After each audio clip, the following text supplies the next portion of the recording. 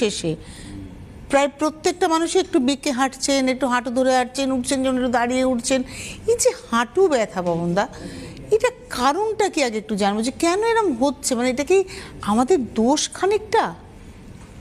দোষ বলতে গেলে তো আজকে অনেক কিছুই আছে।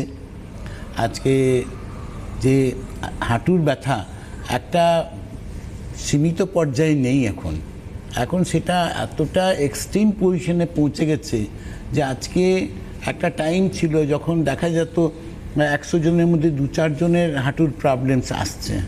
এখন কিন্তু সেই প্রবলেমসটা মোর দেন 70% চলে গেছে।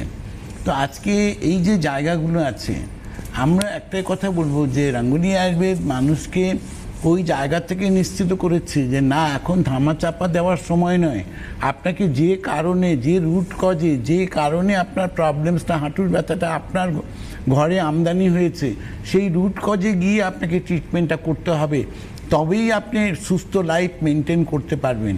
আদারওয়াইজ আপনি চাই হাঁটু রিপ্লেস করুন আর চাই আপনি নর্মাল পেন কিলার স্টেরয়েড খান, তাতে কিন্তু আপনি কখনো এই কনফিডেন্টলি বলতে পারবেন না যে আমি সুস্থ আছি বা আমার প্রবলেমস নেই বা আমি প্রবলেমস মুক্ত আছি।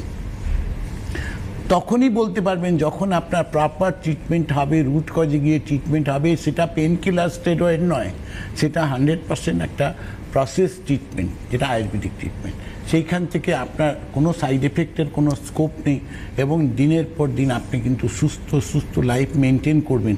তখন কিন্তু আপনার এটা মনে হবে না যে আমার অ্যাসিডিটি প্রবলেম আছে, কি আমার কনস্টিপেশন আছে, কি আছে। আপনার সব প্রবলেমসটার থেকেই মানুষকে রিলিফ দেয় এই রুট কজের ট্রিটমেন্ট।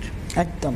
সুতরাং হাঁটু ব্যথা আপনাকে হয়তো বলা হয়েছে নি রিপ্লেস করার কথা, কিংবা বলা হয়েছে না নি রিপ্লেসের এখনো জায়গায় যাননি, কিন্তু ইন ফিউচার আপনাকে করতে হবে, আপনি এখন এইগুলো খান। আমার মনে হয় ওই ইন ফিউচারের কথা না ভেবে প্রেজেন্ট টেন্সটাকে ভীষণভাবে কাজে লাগান এবং আপনি হেল্পলাইন নাম্বারে ফোন করে